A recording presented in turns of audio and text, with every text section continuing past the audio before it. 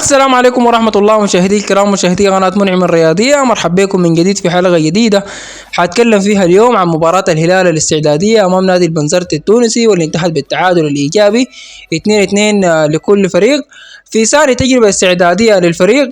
وحاتكلم أيضا عن آخر أخبار الميركاتو لنادي الهلال السوداني.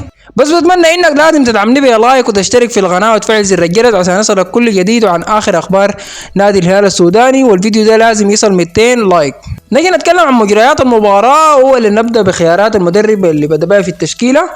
أولا حراسة المرمى الحارس علي أبو عشرين، في خط الدفاع عثمان ديوف وأحمد يحيى، وفي خانة الظهير الأيمن اللاعب ستيفن إيبولا، وفي خانة الظهير الأيسر لعب اللاعب فارس عبد الله، وثلاثي خط الوسط لعب بانجا واللاعب بوجبا واللاعب صلاح عادل، وفي الهجوم شارك جو مانو واللاعب محمد عبد الرحمن وأنس.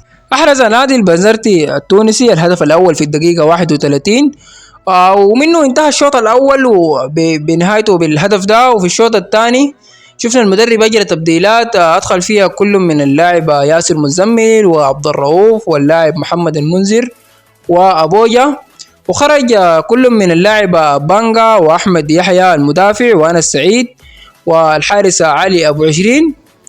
والحقيقة التبديلات دي كانت نقطة تحول يعني كبيرة في المباراة دي، ومنها أحرز اللاعب ياسر مزمل هدف التعادل للفريق. ثم تاني جاء أحرز نادي البنزرتي الهدف الثاني لتصبح النتيجة 2 مقابل هدف.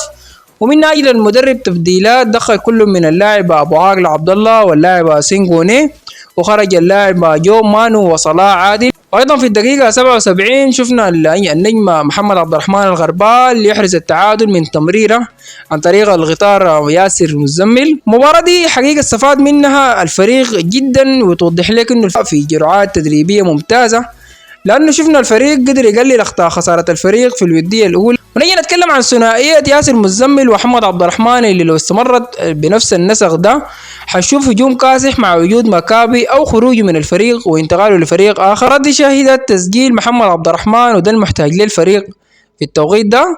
ولا بد انه الغربال يعني يستمر في العودة الى مستواه الطبيعي، وانه يكون هو نجم الفريق الاول.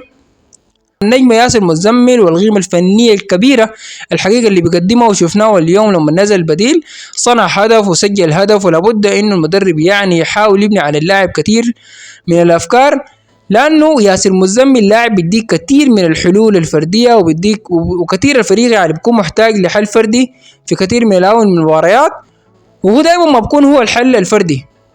طيب ان شاء الله اللاعب يعني يستمر على نفس مستواه، يعني لو استمر هذا اللاعب يعني ياسر مزمل على مستواه ده هنشوف نسخة قوية للاعب في دوري ابطال افريقيا. نجي نتكلم عن اخر اخبار الفريق في الميركاتو وابرز الاخبار الحقيقة المتداولة حاليا في الميديا عن خيار شراء النجم سيف تيري من نادي فاركو المصري لضمه في كشوفات الفريق لدوري ابطال افريقيا القادم. صفقة سيف تيري لطالما بكل ميركاتو بنسمع انه جاي الهلال، الهلال حيتعاقد مع سيف تيري، ويعني كثير من الاخبار بتتداول، بس ما في اي تحرك يعني جاد لضم اللاعب سيف تيري. لو تم ضمه لنادي الهلال فعليا حنشوف هجوم ناري للهلال، هجوم ناري كاسح بمعنى الكلمة، مكون نشوف من ياسر مزمل والغربال وتيري هجوم كله سوداني، وده حنستفيد منه ايضا في المنتخب الوطني.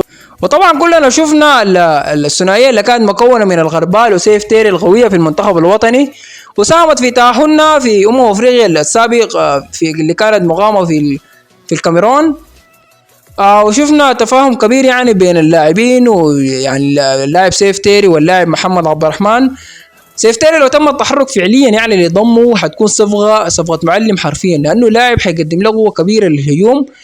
وأيضا في أخبار طالعة إنه خضع الثنائي حفيظ والظهير عمر البوركيني للكشف الطبي، وحيتم الكشف عن الصفقة إن شاء الله قريبا. اللاعب عمر لاعب من طراز عالي جدا، ممكن يكون من أفضل الخيارات المتاحة حاليا في السوق في ظل تواجد يعني ضعف كبير شفناه في خانة الظهير الأيسر للفريق.